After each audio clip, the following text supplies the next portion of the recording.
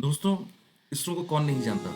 Indian space research organisation अभी ये पूरी दुनिया में एक अपनी अलग पहचान बना चुकी है। जब से इसने मॉम यानी कि मार्स ऑर्बिटल मिशन लॉन्च किया, तब से पूरी दुनिया में इसकी एक अलग पहचान बन चुकी है। तो कुछ दिन पहले इसरो ने साइंटिस्ट और इंजीनियर्स के लिए वैकेंसीज निकाली। तो आज हम इसी वैकेंसीज को एनालिसिस करने जा रहे हैं और देखते हैं इसमें कैसे अप्लाई करना है और ऐसे प्रेस्टिजियस रिसर्च ऑर्गेनाइजेशन में हम कैसे पहुंच सकते हैं। तो आइए हम शुरू करते हैं। तो ये एक इसरो की वेबसाइट है। ये इसरो की वेबसाइट पर आपको होम पे जाना है। सबसे पहले होम पे जाके आपको कैरियर पे क्लिक करना है। कैरियर पे क्लिक करने के बाद आप देख सकते हैं इसमें advertisement number ISRO ICRB 01 bracket में 1 EMC 2022 डेटेड ऑन 29 नवंबर 2022, यानी ये कल का डेट है। आज 30 नवंबर है, कल का डेट है। ये वैकेंसी इसरो ने निकाली है और इसका लास्ट डेट को सबमिशन का है वो है 19/12।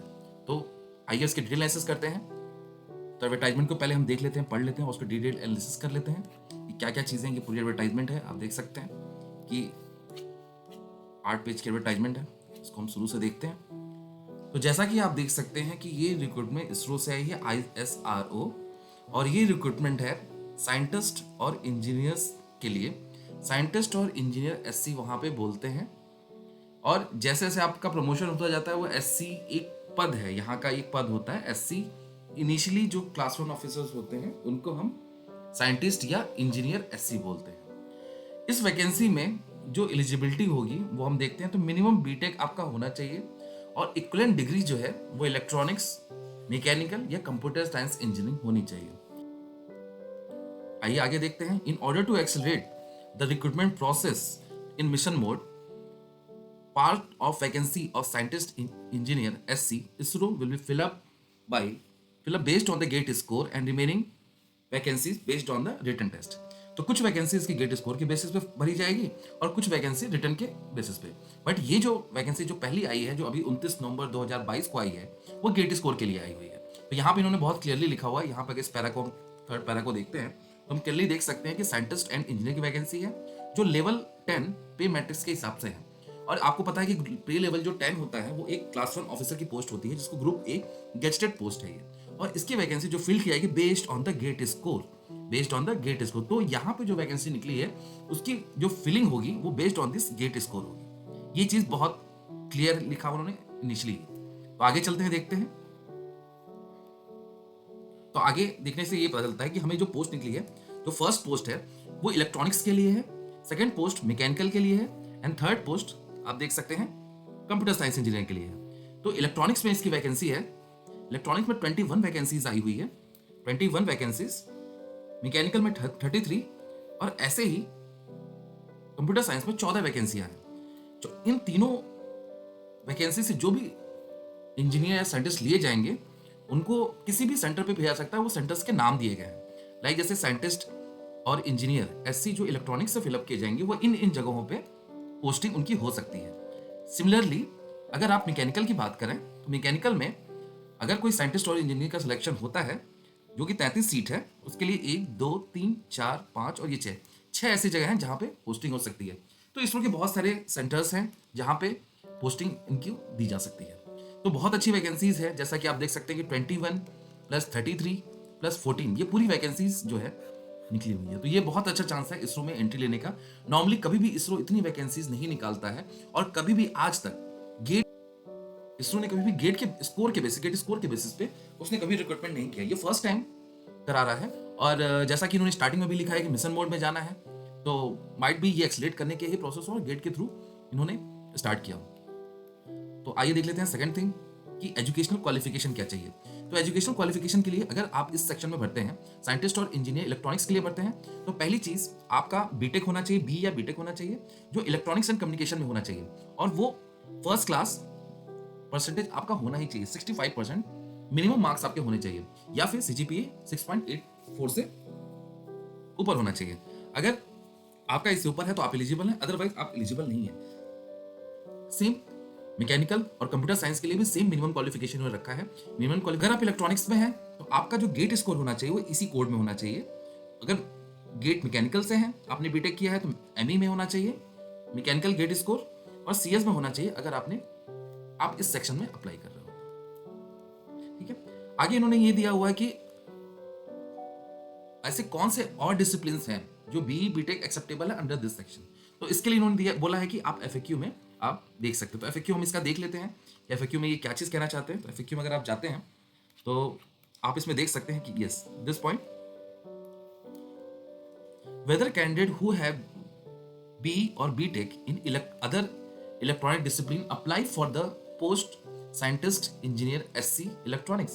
ये क्वेश्चन है, क्या अगर किसी ने BTech इलेक्ट्रॉनिक्स के अलावा किसी और डिसिप्लिन में किया हुआ है तो क्या वो एलिजिबल है इलेक्ट्रॉनिक्स साइंटिस्ट इंजीनियर SC के लिए अप्लाई करने के लिए। तो उन्होंने बहुत ही क्लियरली मेंशन किया हुआ है कि दीज आर द ब्रांच, जैसे कि ये इन्होंने टोटल 14 ब्रांच दिए हुए हैं।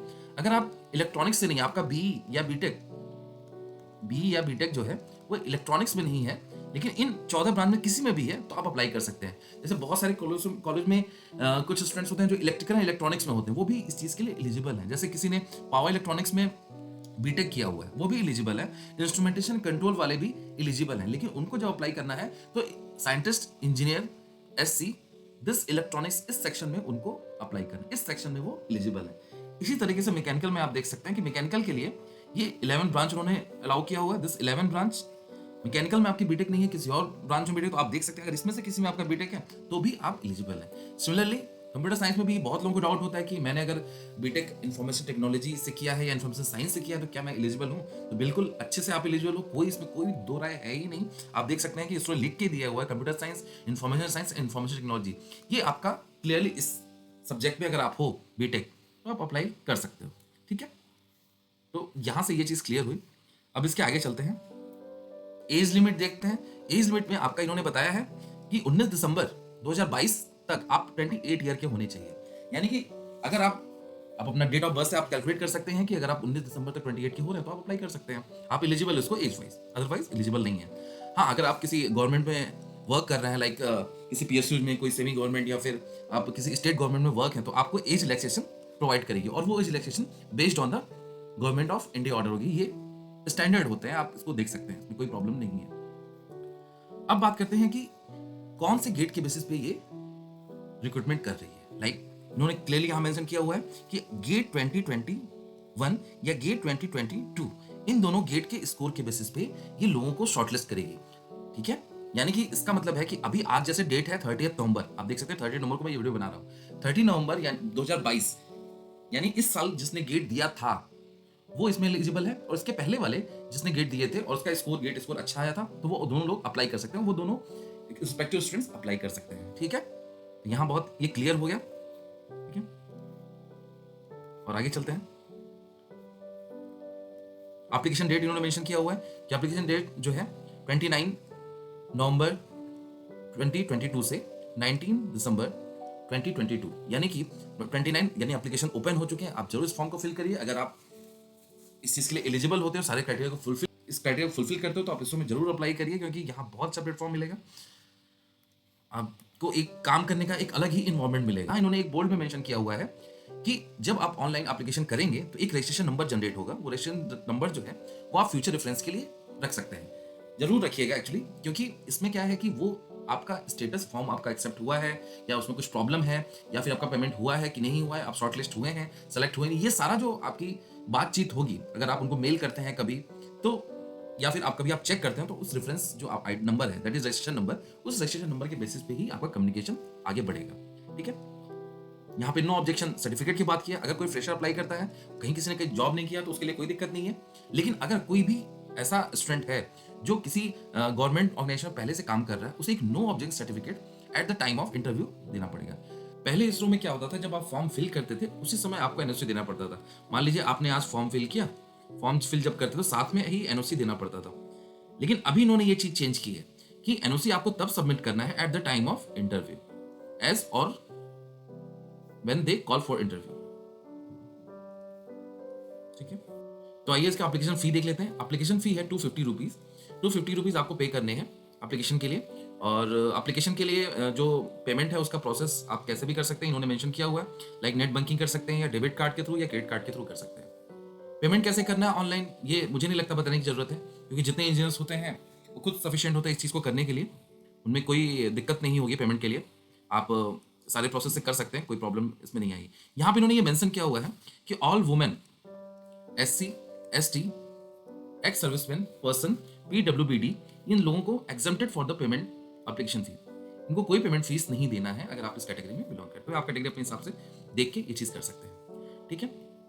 तो अब आगे चलते हैं, तो आइए सिलेक्शन प्रोसेस देख लेते हैं। सिलेक्शन प्रोसेस में आप देखिए, the shortlisting of the candidate for interview in the ratio of 1:7 shall be based on the GATE score awarded. यानी कि सपोज, जैसा कि आपको पता है 21 वैकेंसीज है इलेक्ट्रॉनिक्स में, तो और 7 लोगों को कॉल 1:7 में कॉल किया जाएगा। तो वी कैन से कि 147 स्टूडेंट्स को कॉल किया जाएगा इंटरव्यू के लिए। इंटरव्यू के लिए इन लोगों को कॉल किया जाएगा and based on the GATE score, based on the GATE score, right, based on the GATE score आपको कॉल किया जाएगा। गेट स्कोर के बेसिस पे आपका इंटरव्यू के लिए कॉल आएगा।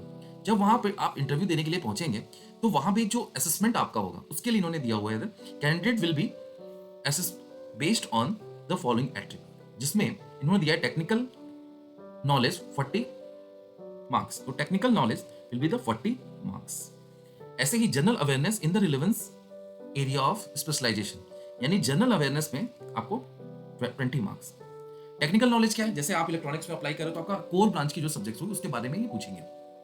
उसके आपकी नॉलेज को देखेंगे कि आप कितना डेप्थ में कैसे सोचते हो, कैसा आपका, आपने किस तरह से पढ़ाई की है, ये सारा वो चेक करेंगे। 40 मार्क्स उसके लिए रखा हुआ है। दूसरा रखा है जनरल अवेयरनेस। जनरल अवेयरनेस का मतलब है कि ऐसा तो नहीं कि आप बुक की नॉलेज केवल लेके आए हो, आपको कुछ उस ब्रांच के बारे में, जैसे इलेक्ट्रॉनिक्स में क्या चल रहा है, दुनिया में क्या चलता है, या फिर जैसे सेमीकंडक्टर में कैसे रिसर्च चल रही है, क्या आपको इसका ज्ञान है, उसके लिए इन्होंने रखा है 20 मार्क्स। तो जनरल अवेयरनेस ये बहुत अच्छी चीज़ है एक्चुअली। इस बेसिस ये एक्चुअली आप जब किसी इंडस्ट्री में जाते हो, किसी रिसर्च ऑर्गेनाइजेशन में जाते हो, तो ये चीज़ यूज़ होती है वहाँ पे, और कोई भी जगह यहाँ यूज़ नहीं होगा। ये जनरल अवेयरनेस एक बहुत इंपॉर्टेंट चीज़ है जो इंटरव्यू में पूछते हैं, और इसको यूनिक बता देता है। कई बार क्या होता है कि ये जो मार्क्स, अगर 20 मार्क्स है ना, ये भी आपको बहुत अच्छा वेटेज दे देता है, ठीक है। तो 5 चीज़ से पहले हम देख लेते हैं कि ये जो 2 चीज़ें हुई, technical knowledge, general awareness, and second is communication. आपका प्रेजेंटेशन क्या है, जैसे आप कोई चीज़ बता रहे हो तो आप उसमें कितना कॉन्फिडेंट हो, आप उसको किस तरह से प्रेजेंट कर रहे हो, कैसे आपको किसी को अपने कंसेप्ट से कन्विंस कर रहे हो, इसके लिए उन्होंने 20 मार्क्स दिए हुए हैं। और 10 मार्क्स कंप्रीहेंशन के लिए दिए हुए हैं, और 10 मार्क्स एकेडमिक अचीवमेंट के लिए। मतलब ये वो मार्क्स हैं जैसे कि आप कहीं अपने कॉलेज में टॉपर रहे, किसी यूनिवर्सिटी में टॉपर रहे, किसी स्टेट में टॉपर रहे, ये सारी चीज़ों के लिए उन्होंने दिया हुआ है, एकेडमिक एंड कॉम्प्रीहेंशन के लिए। बेस्ड ऑन दिस ये टोटल 100 मार्क्स का हुआ। आप देख सकते हो दिस इज टोटल 100 मार्क्स। 100 में से आपको जो क्वालिफाइंग मिनिमम स्कोर है, that is score minimum 60%, 60 marks, 60% भी बोल सकते हैं, 60 मार्क्स भी बोल सकते हैं in the interview. So out of this 100 marks आपको 60 लाना ही है। You can say 60/100 marks will be the qualifying for this interview. उसके बाद आपका गेट स्कोर एंड इंटरव्यू, जो आपने इंटरव्यू दिया हुआ है, दोनों का जो वेटेज है वो 50% रखेंगे। जैसे कि 50% इसका और 50% इसका, इन दोनों को वेटेज को फाइनल करके यहां से आपका एक फाइनल नंबर आएगा, उसके बेसिस पे फाइनल सिलेक्शन हो जाएगा। तो आई होप ये पॉइंट आपको समझ में आया होगा, ठीक है। तो आई होप ये पूरा क्लियर हुआ होगा किस तरह से वो करेंगे और क्या उनका क्राइटेरिया है, तो हमें किस तरह से तैयार होकर जाना पड़ेगा, क्या क्या हमें तैयारी करनी पड़ेगी, टेक्निकल नॉलेज कैसे लेना है, जीए कैसे कराना है, आपका प्रेजेंटेशन भी मैटर करेगा, आपका एकेडमिक अचीवमेंट भी मैटर करेगा, ये सारी चीज़ मैटर करेंगे। तो फाइनल सिलेक्शन किस बेसिस पे होगा, तो आपको एकदम ये चीज़ें क्लियर हो गई होंगी। नहीं आपको क्लियर हो रही है कोई चीज़, तो आप कमेंट बॉक्स में बिल्कुल पूछ सकते हैं। तो जैसा कि मैंने बोला ना कि आपको 50% weightage of the GATE score and 50% weightage of the interview marks, that all are given here, okay. So now pay and allowances, मतलब आपको ये पता, अगर आप गवर्नमेंट जॉब की तैयारी कर रहे हो तो आपको ये बिल्कुल आइडिया होगा कि जो गवर्नमेंट जॉब में पे स्केल होता है वो कैसे होता है।